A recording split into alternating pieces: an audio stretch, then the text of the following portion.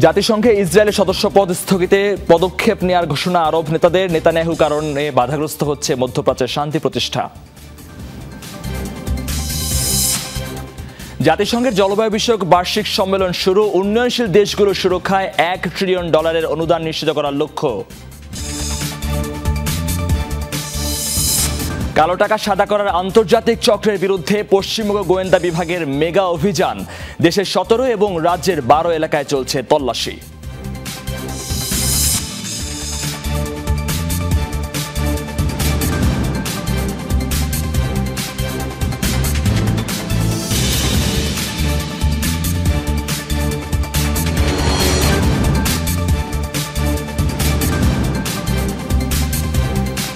দর্শক, আমন্ত্রণ যমুনা আইরিসকে শুরুতেই জানাবো শিরোনাম, এবার বিস্তারিত।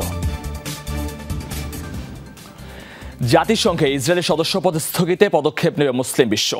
সোমবার রিয়াদে আরব মুসলিম সম্মেলনে এমন ঘোষণা দিয়েছেন আরব লীগের মহাসচিব আহমেদ আবুল ঘেইত। গাজায় ইসরায়েলের আগ্রাসনকে গণহত্যা আখ্যা দিয়ে নেতানিয়াহু প্রশাসনকে তুলোধনো করেন সৌদি আরবের ক্রাউন প্রিন্স মোহাম্মদ বিন সালমান। সম্মেলনে যোগ দিয়ে স্বাধীন ফিলিস্তিন রাষ্ট্রের পক্ষে আওয়াজ তুলছেন অন্য মুসলিম নেতারাও। রিয়াদে মুসলিম বিশ্বের নেতাদের আসর। আরব লীগ, ওআইসি এবং সৌদি আরবের যৌথ উদ্যোগে আয়োজিত সম্মেলনে যোগ দিয়েছেন তারা।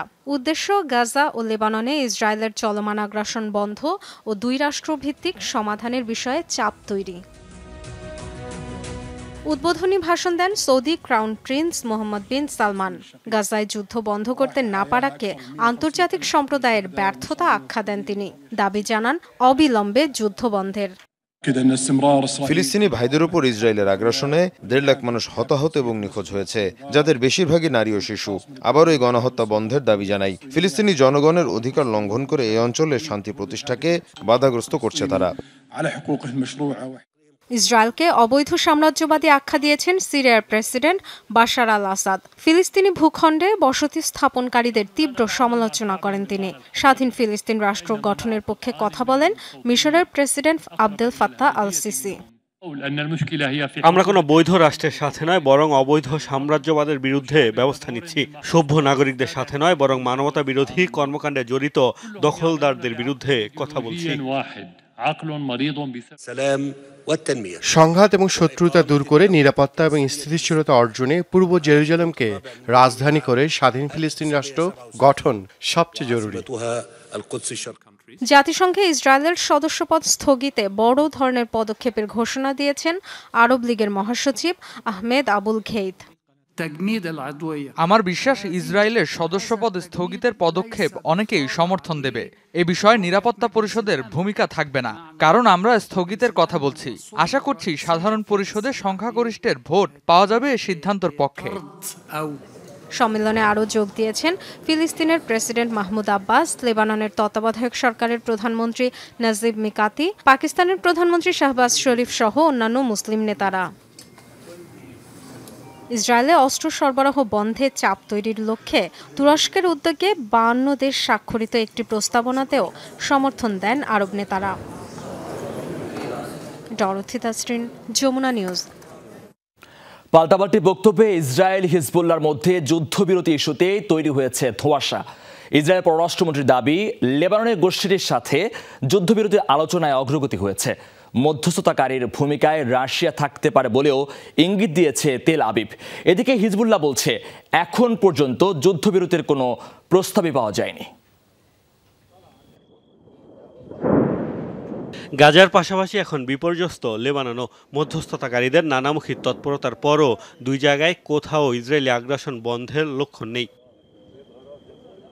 হামলা হচ্ছে ইসরায়েলেও। এমন পরিস্থিতিতে হিজবুল্লাহর সাথে সমঝোতার পথে এগুচ্ছে নেতানিয়াহু প্রশাসন। বিভিন্ন গণমাধ্যমের খবর, কয়েকদিন আগেই বেনিয়ামিন নেতানিয়াহুর ঘনিষ্ঠ কয়েকজন লেবানন ইস্যুতে আলোচনার জন্য রাশিয়া গিয়েছেন। সোমবার আসার কথা শুনিয়েছেন ইসরায়েলের নবনিযুক্ত পররাষ্ট্রমন্ত্রী। তার দাবি, যুদ্ধবিরতি ইস্যুতে সুনির্দিষ্ট অগ্রগতি হয়েছে। এই সমঝোতায় রাশিয়া ভূমিকা রাখতে পারে বলেও ইঙ্গিত দিয়েছেন তিনি। আমি মনে করি যুদ্ধবিরতি ইস্যুতে সুনির্দিষ্ট অগ্রগতি হয়েছে। এ বিষয়ে আমরা যুক্তরাষ্ট্রের সাথে কাজ করছি। গুরুত্বপূর্ণ বিষয় হচ্ছে হিজবুল্লাহ যেন আবার অস্ত্র হাতে তুলে না নিতে পারে, তারা যাতে আমাদের জন্য আর হুমকি না হয়। সিরিয়ায় রাশিয়ার প্রতিনিধি রয়েছে, তারা যদি এই নীতির সাথে একমত হয় তবে তারাও যুদ্ধবিরতির প্রচেষ্টায় ভূমিকা রাখতে পারে। তেল আবিব কূটনৈতিক প্রচেষ্টায় অগ্রগতির বার্তা দিলেও হিজবুল্লাহর দাবি তারা এখন পর্যন্ত আনুষ্ঠানিক কোনো প্রস্তাবই পায়নি। যদিও ট্রাম্প নির্বাচনে জয়ের পরই মধ্যপ্রাচ্য পরিস্থিতি নিয়ে বিভিন্ন মাধ্যমে রাশিয়া ইরানের সাথে যোগাযোগ শুরু করেছে ওয়াশিংটন, এমনটাও জানিয়েছে হিজবুল্লাহ। ট্রাম্প হোয়াইট হাউসে প্রবেশের 2 মাস আগেই আমরা ওয়াশিংটন, মস্কো, তেহরান ও বিভিন্ন দেশের মধ্যে উল্লেখযোগ্য তৎপরতার খবর পাচ্ছি। বিভিন্ন মাধ্যমে তাদের মধ্যে আলোচনা হচ্ছে। এসব বিষয়ে আমরা অনেক কিছুই শুনেছি, তবে আমাদের কাছে আনুষ্ঠানিক কোনো প্রস্তাব আসেনি। এদিকে ইয়োব গ্যালান্টের স্থলাভিষিক্ত হওয়া ইসরায়েলের নতুন প্রতিরক্ষা মন্ত্রী ইসরায়েল কাজ্জের কণ্ঠে আবার ভিন্ন সুর। হিজবুল্লাহর উপর চাপ তৈরি অব্যাহত রাখবে তেল আবিব, এমনটাই জানান তিনি। মোস্তফা মাহমুদ, যমুনা নিউজ। মধ্যপ্রাচ্য জুড়ে বিভিন্ন স্থানে সশস্ত্র গোষ্ঠীগুলোর স্থাপনায় যৌথ হামলা চালিয়েছে যুক্তরাষ্ট্র ও যুক্তরাজ্য। মঙ্গলবার ইয়েমেনের হোদেইদায় কমপক্ষে 3 দফায় বিমান হামলা চালানো হয়েছে। হুতি নিয়ন্ত্রিত আল মাসাইরা টিভি নিশ্চিত করেছে এই তথ্য। এর আগে আমরান ও সাআদা এলাকায় হামলা চালিয়েছে মার্কিন ব্রিটিশ টাস্কফোর্স। সিরিয়া ও ইরান সমর্থিত গোষ্ঠীর কমপক্ষে 9টি স্থাপনা লক্ষ্য করে বিমান হামলা চালিয়েছে যুক্তরাষ্ট্র। এ তথ্য জানিয়েছে মার্কিন সেন্টকম। গেল বছর 7 অক্টোবরের পর থেকেই মধ্যপ্রাচ্য জুড়ে বিভিন্ন স্থানে ইরান সমর্থিত গোষ্ঠীগুলোর স্থাপনাকে হামলার টার্গেট বানিয়ে আসছে পশ্চিমারা। পাল্টা হামলা চালাচ্ছে সশস্ত্র গোষ্ঠীগুলো।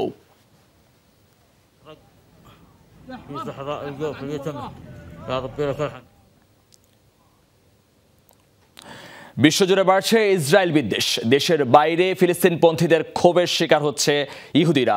গাজায় আগ্রাসনের প্রতিবাদে ফিলিস্তিনপন্থীদের তোপের মুখে পড়তে হয়েছে খোদ ইসরায়েলি প্রেসিডেন্টকে। বিভিন্ন জরিপে ইহুদি বিদ্বেষ বাড়ার তথ্য মিলেছে। এমত অবস্থায় দেশের বাইরে ভ্রমণে নাগরিকদের সতর্ক করেছে কর্তৃপক্ষ।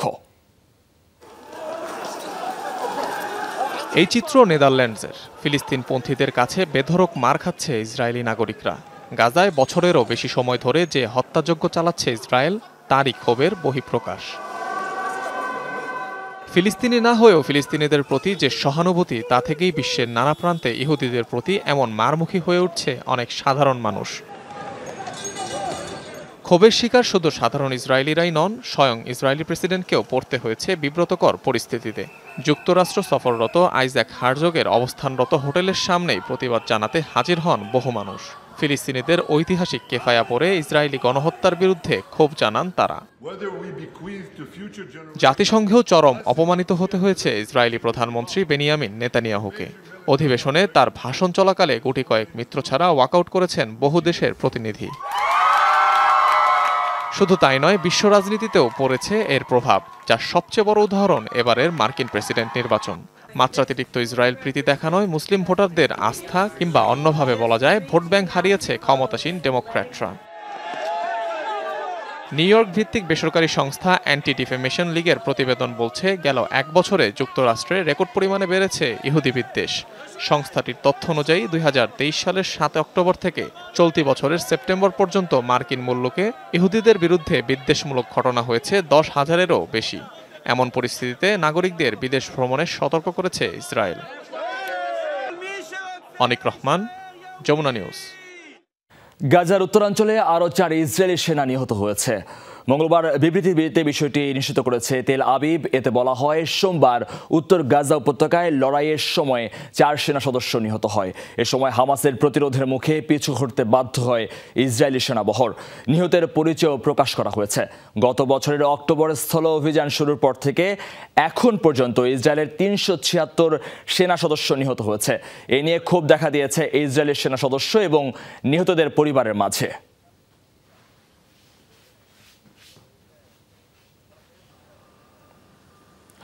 শুরু হলো জাতিসংঘের জলবায়ু বিষয়ক বার্ষিক সম্মেলন COP29।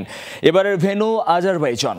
সম্মেলনের 29তম আসরের উদ্দেশ্য উন্নয়নশীল দেশগুলোর জলবায়ু সুরক্ষায় বার্ষিক $1 ট্রিলিয়ন অনুদান নিশ্চিত করা। পাশাপাশি বিগত বছরগুলোতে হওয়া সিদ্ধান্ত বাস্তবায়নে প্রয়োজনীয় পদক্ষেপ নেওয়া। সম্মেলন শুরুর দিনই ট্রাম্প শাসনামলে জলবায়ু ইস্যু কতটা গুরুত্ব পাবে তা নিয়ে হতাশা প্রকাশ করেন প্রতিনিধিরা। COP29-এর ভেন্যুর সামনেই চলছে বিক্ষোভ সমাবেশ। এবার আয়োজক দেশ আজারবাইজান। সেখানেই জড়ো হয়েছেন বিশ্বের বিভিন্ন দেশের পরিবেশবাদীরা। প্রেসিডেন্ট ট্রাম্পের অধীনে অবনতি হবে জলবায়ু ইস্যুর। তার প্রথম শাসন আমলেই সেটা দেখেছি। সুতরাং বিশ্ববাসীকে আরও সোচ্চার হতে হবে, কারণ যুক্তরাষ্ট্রের আচরণ হবে অসহযোগিতাপূর্ণ। ট্রাম্পের শাসনামল যে জলবায়ু রক্ষার জন্য হতাশাজনক তা উঠে এসেছে মার্কিন প্রতিনিধির বক্তব্যেও। আক্ষেপ জানিয়ে বলেন, বিগত বছরগুলোয় যতটুকু অগ্রগতি হয়েছিল, ট্রাম্প মসনদে বসলে তা গতি হারাবে। তাই কপ সামিটকে পুরোপুরি কাজে লাগানোর আহ্বান তার। জলবায়ু ইস্যুতে অগ্রগতিমূলক বিভিন্ন কর্মসূচি থেকে ট্রাম্প যে মুখ ঘুরিয়ে নেবেন তা নিশ্চিত। আর 2 মাস পর আমরা এমন একজনকে প্রেসিডেন্ট হিসেবে পেতে যাচ্ছি যে এই ইস্যুতে বরাবরই উদাসীন। প্যারিস চুক্তি থেকে বেরিয়ে আসার কথাও বলেছেন তিনি। সুতরাং পরিবেশগত সুরক্ষা নিশ্চিতে কপ অত্যন্ত গুরুত্বপূর্ণ। সমালোচনায় রয়েছে জাতিসংঘের জলবায়ু বিষয়ক বার্ষিক এই সম্মেলনের ভেন্যুও। কারণ জীবাশ্ম জ্বালানির ব্যবহার কমানোর কথাই বলে এই আয়োজন, অথচ আজারবাইজানের অর্থনীতির সিংহভাগ দাঁড়িয়ে রয়েছে জীবাশ্ম জ্বালানির ওপর। আজারবাইজানের অর্থনীতি পুরোপুরি জীবাশ্ম জ্বালানির উপর নির্ভরশীল। তারা তেলের উৎপাদন এবং রফতানি আরও প্রসারিত করার পরিকল্পনা করছে। এই দেশে জলবায়ু সম্মেলনের আসর কি কোনোভাবে গ্রহণযোগ্য?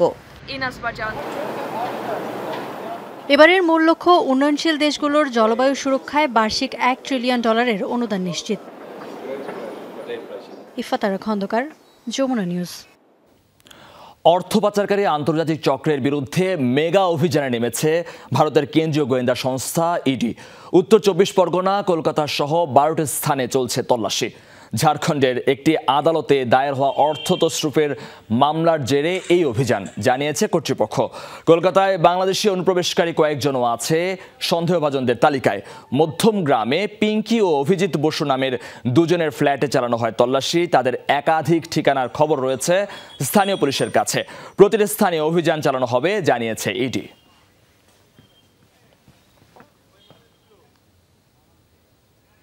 ইউক্রেন যুদ্ধে বেশ কয়েকটি ফ্রন্টে এগিয়ে গেছে রাশিয়া। সোমবার এক বিবৃতিতে এমন দাবি করেছে রুশ প্রতিরক্ষা মন্ত্রণালয়। দাবি, কুপিয়ানস্ক শহরের একাধিক জনবসতির দখল নিয়েছে রুশ সেনারা। পাশাপাশি ধ্বংস করা হয়েছে ইউক্রেনের সামরিক বিমানবন্দর, অস্ত্র উৎপাদন কারখানা সহ বিভিন্ন গুরুত্বপূর্ণ স্থাপনা। হামলায় বিধ্বস্ত বেশ কয়েকটি জ্বালানি ডিপো, অস্ত্রঘাটি। পাল্টা হামলার দাবি ইউক্রেনের। ভাষ্য, কিয়েভের তীব্র প্রতিরোধের মুখে ফ্রন্ট লাইনের সুবিধা করতে পারছে না রুশ সেনাবাহিনী। কমপক্ষে 125টি স্থানে সরাসরি যুদ্ধ হচ্ছে দুপক্ষের মধ্যে।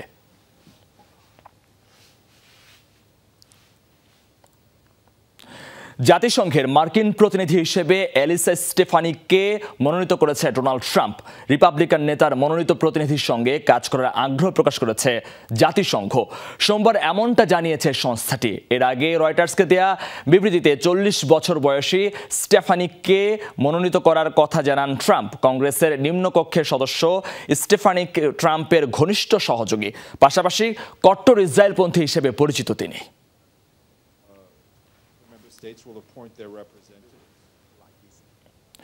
ওভাল অফিসে প্রবেশের আগে মন্ত্রিসভা পেছানোর তোড়জোড় শুরু করেছেন যুক্তরাষ্ট্রের নবনির্বাচিত president Donald Trump. Senator Marco Rubio হতে যাচ্ছেন যুক্তরাষ্ট্রের নতুন পররাষ্ট্রমন্ত্রী। সূত্রের বরাতে এই তথ্য প্রকাশ করেছে বার্তা সংস্থা রয়টার্স। ফলে তিনি হতে যাচ্ছেন এই পদে দায়িত্ব পাওয়া প্রথম লাতিন বংশোদ্ভূত নাগরিক।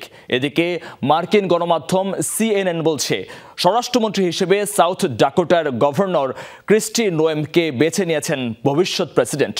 আর নিরাপত্তা উপদেষ্টা হচ্ছেন কংগ্রেসের নিম্নকক্ষের সদস্য মাইক ওয়ার্ডস। এর আগে সুসি ওয়াইলসকে হোয়াইট হাউসের চিফ অফ স্টাফ হিসেবে নিয়োগ দেন ট্রাম্প। আগামী 20 জানুয়ারি আনুষ্ঠানিকভাবে প্রেসিডেন্টের দায়িত্ব নেবেন রিপাবলিকান এই নেতা।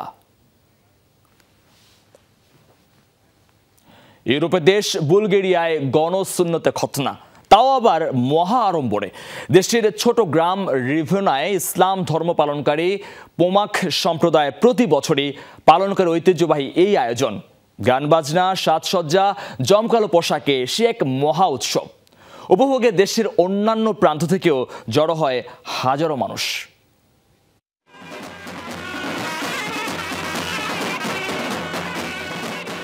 সানাইয়ের সুর আর নানা রকম বাদ্যের আওয়াজ, মানুষের ভিড়, বাবার কোলে চড়ে ফুলের আস্তরে সাজানো ঘোড়ার পিঠে ফুটফুটে শিশুর দল, গায়ে রং বেরঙের জমকালো পোশাক। এত সব আয়োজন কেন জানেন?